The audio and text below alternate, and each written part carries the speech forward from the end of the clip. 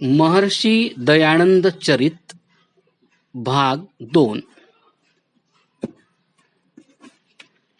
19वे शतक हे ब्रिटिश साम्राज्यामध्ये घोरतम अंधकारमय युग होते.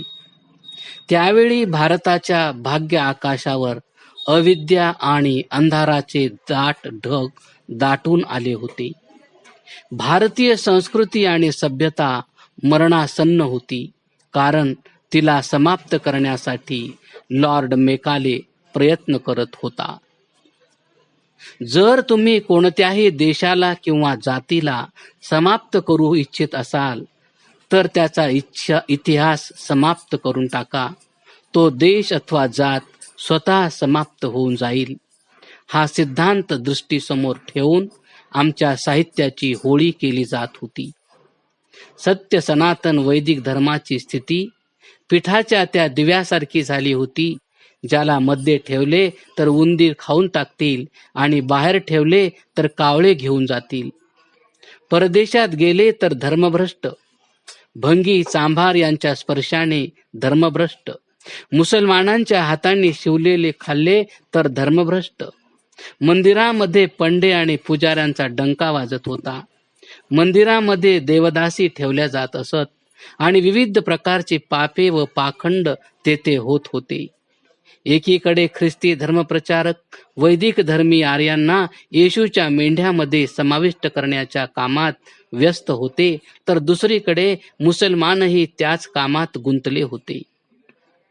कुठे विधवांचा आक्रोश होता तर कुठे अनाथ बालके हुंदके देत होती.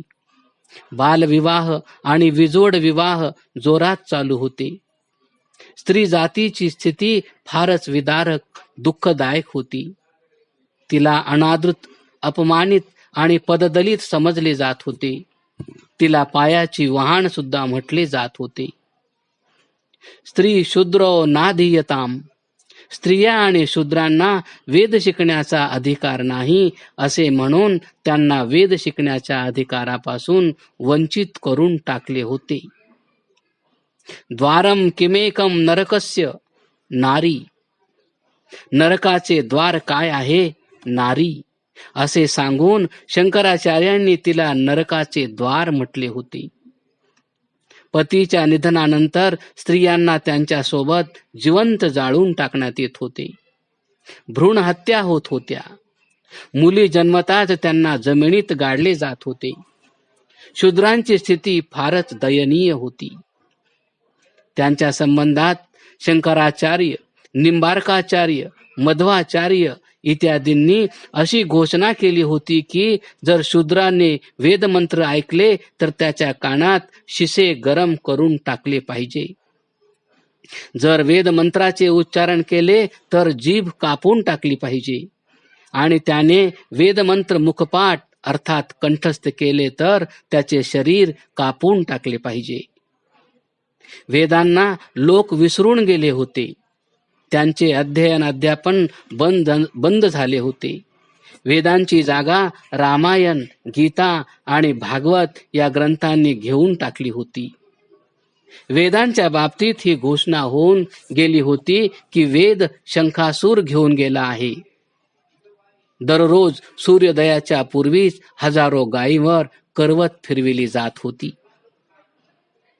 अशा काळोखात एका अशा दिव्य आत्म्याची गरज होती ज्याच्यात गौतम, कपिल, कणाद आणि कुमारिल यांचे पांडित्य असावे, ज्याच्यात हनुमान आणि भीष्म पितामह यांचे ब्रह्मचर्य असावे, शंकराचार्यांसारखा योगी असावा, भीष्माप्रमाणे बल असावे, ज्याच्यात महात्मा बुद्धाचा अनुपम त्याग आणि वैराग्य असावे, मर्यादा पुरुषोत्तम रामाचे मर्यादा पालन असावे, योगीराज कृष्ण आणि छत्रपती शिवाजी यांची नीतिमत्ता असावी, ज्याच्यात महाराणा प्रतापाचा प्रताप, ओजतेज आणि शौर्य असावे, ज्याच्यात पतंजली आणि व्यास यांची आध्यात्मिकता असावी. या सर्व गुणांनी विभूषित होऊन महर्षी दयानंद भारतीय रंगमंचावर उपस्थित झाले. विक्रम संवत 1881 अर्थात इसवी सन 1824 मध्ये मोरवी राज्यातील टंकारा गावात एका बालकाने श्री करशनजी तिवाडी यांच्या घराला आपल्या दिव्य प्रकाशाने प्रकाशित केले. पुत्र प्राप्तीबद्दल परिवारात आनंदोत्सव साजरा केला गेला. आपल्या गृहमर्यादेप्रमाणे वडिलांनी बालक मूळशंकर याचे जातकर्म वगैरे संस्कार विधीपूर्वक संपन्न करवून घेतले. आई वडिलांचे प्रेम आणि लाडात बालक शुक्ल पक्षाच्या चंद्राप्रमाणे दिवसेंदिवस वाढू लागला. 8व्या वर्षी मूळशंकराचा यज्ञोपवीत संस्कार विहित विधीनुसार समारंभपूर्वक केला गेला. त्यास गायत्री व संध्येची उपासना विधी शिकविली गेली. त्याबरोबरच यजुर्वेद संहिता मुखोद्गत करवणे सुद्धा सुरू झाले. श्री करशनजी हे पक्के शैव होते. ते आपल्या पुत्राला सुद्धा शिव उपासक बनवू इच्छित होते. जेव्हा मूळशंकरजी 14 वर्षांचे झाले तेव्हा वडिलांनी त्यांना शिवरात्री व्रताचे महत्त्व आणि महात्म्य सांगून शिवरात्री व्रत करण्याचा आदेश दिला. दुसऱ्या दिवशी वडील बालकाला गावाच्या बाहेर एका विशाल शिवालयात घेऊन गेले. संपूर्ण शिवालय टन टन हर हर आणि बम बम महादेवच्या नादांनी निनादित होत होते.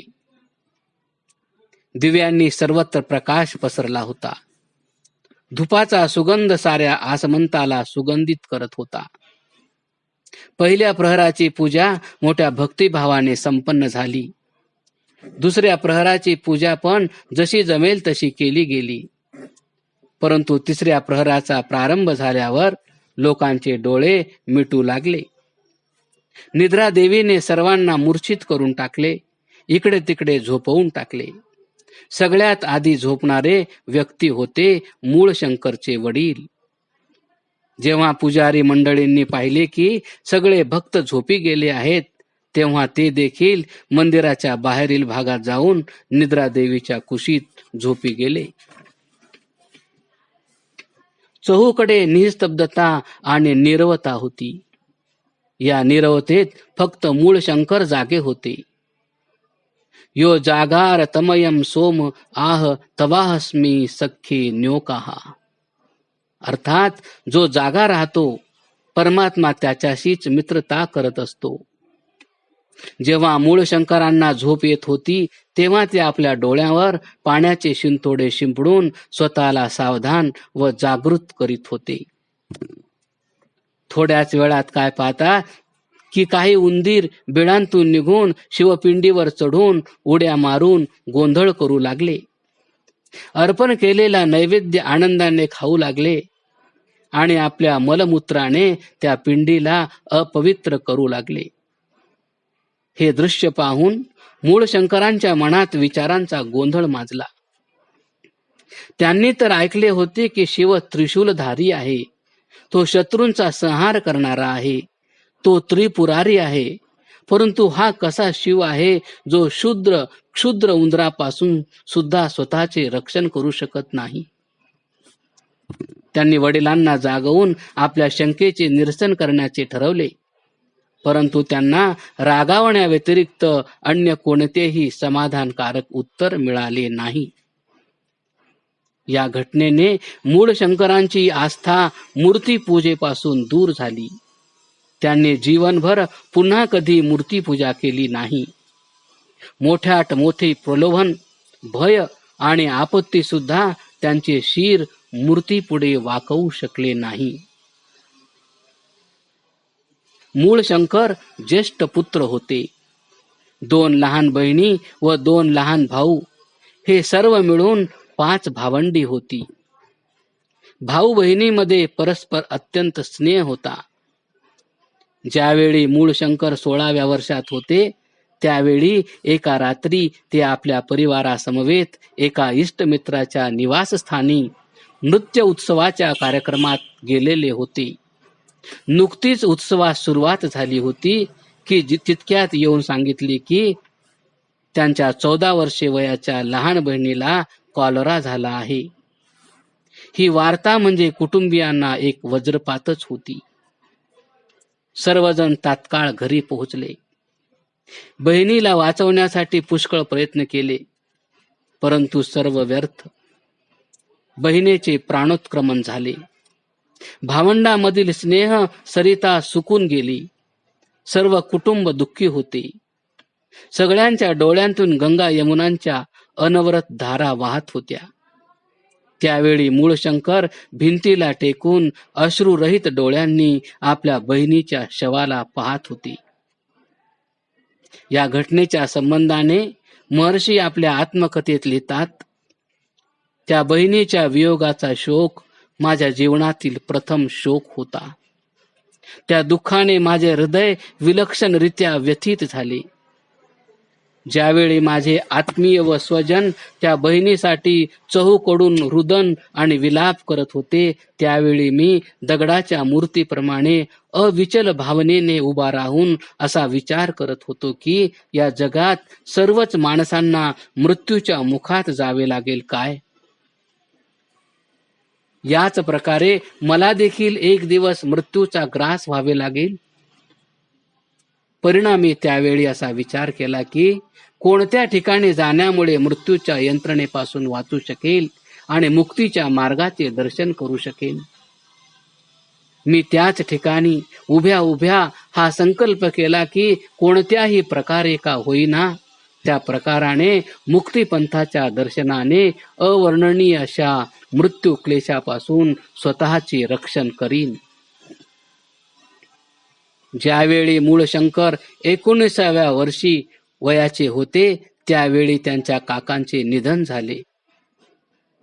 जेथे बहिणीच्या मृत्यूच्या वेळी मूळशंकरांच्या डोळ्यातून एक अश्रूही निघाला नव्हता, तेव्हा काकांच्या मृत्यूमुळे ते इतके रडले की त्यांचे डोळे सुजले. या घटनेने मूळशंकरांच्या वैराग्य अग्नीला अधिकच प्रज्वलित केले. त्यांनी पाहिले की हा संसार असार आहे. येथे कायम राहील असे काहीही नाही. दररोज हजारो प्राणी मरणाच्या मुखात जात आहेत आणि शेवटी माझी सुद्धा हीच दशा होईल. त्यांनी इष्टमित्रांना प्रभू दर्शन, मोक्ष प्राप्ती आणि मृत्युंजय होण्याचा उपाय विचारला. पंडितांनी याचा उपाय योगाभ्यास हा असल्याचे सांगितले. मूळशंकराने विचार केला, घर संसाराचे कामकाज आणि मोहजाळ्यात योगसिद्धी होऊ शकत नाही. त्याकरिता घराचा त्याग करून कुठेतरी जायला हवे. त्यांनी हे विचार आपल्या मित्रांना बोलून प्रकट केले. इष्टमित्रांकडून ही बाब त्यांच्या आई वडिलांपर्यंत पोहोचली. मूळशंकरांचे वैराग्यपूर्ण विचार ऐकून आई वडिलांनी त्यांना विवाह बंधनात बांधण्याचा प्रयत्न केला.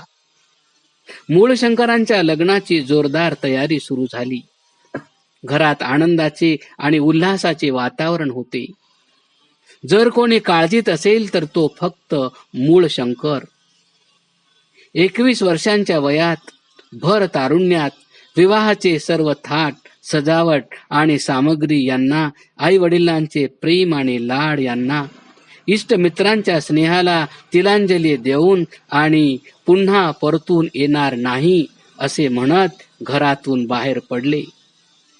आई वडिलांनी मूळशंकरास शोधण्यासाठी भगीरथ प्रयत्न केले, परंतु मानसरोवराच्या यात्रेकरिता पिंजरा सोडून निघालेल्या राजहंसाचा काहीच पत्ता लागला नाही. पर्यटन करता करता मूळशंकरांची भेट एका ब्रह्मचार्यांशी झाली. त्यांनी मूळशंकरांना नैष्टिक ब्रह्मचर्याची दीक्षा देऊन भगवी वस्त्रे धारण करवली आणि त्यांचे नाव शुद्ध चैतन्य असे ठेवले. सिद्धपूर येथील यात्रेबद्दल चर्चा ऐकून शुद्ध चैतन्यजी हे देखील सिद्धपूरच्या दिशेने निघाले. या हेतूने की कदाचित तेथे कुणा एखाद्या योग्याशी भेट होऊन मनोकामना पूर्ण होईल. मार्गात त्यांची भेट एका ओळखीच्या ग्रामीण वैराग्याशी झाली. ब्रह्मचार्याने त्याला सुरुवातीपासून शेवटपर्यंत ग्रहत्यागाची सर्व कथा सांगितली आणि हे पण सांगितले की मी सिद्धपूर येथील यात्रेस जात आहे. त्या बैराग्याने ही वार्ता त्यांच्या वडिलांना दिली. ही वार्ता ऐकताच ते सिद्धपूरला पोहोचले आणि आपल्या पुत्राला शोधू लागले. एके दिवशी ते सहजच त्या शिवालयात येऊन पोहोचले, जेथे त्यांचा पुत्र भगवी वस्त्रे धारण करून बसला होता.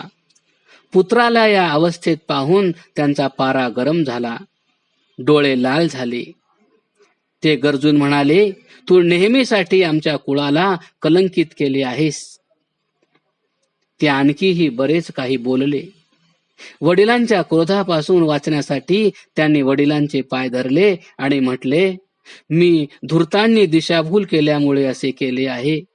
मी माझ्या या कर्माचे फळ पुरेसे भोगले आहे. आपण शांत व्हावे आणि माझ्या अपराधांना क्षमा करावी. मी आपल्यासोबत घरी येण्यास तयार आहे. हे ऐकून सुद्धा वडिलांचा राग शांत झाला नाही. त्यांनी कमंडलू तोडून टाकला, वस्त्रे फाडून टाकून नवीन वस्त्रे नेसविली आणि 2 शिपायांचा पहारा लावून दिला. ब्रह्मचारीजी तर खऱ्या शिवांचे दर्शन करून मृत्युंजय होऊ इच्छित होते.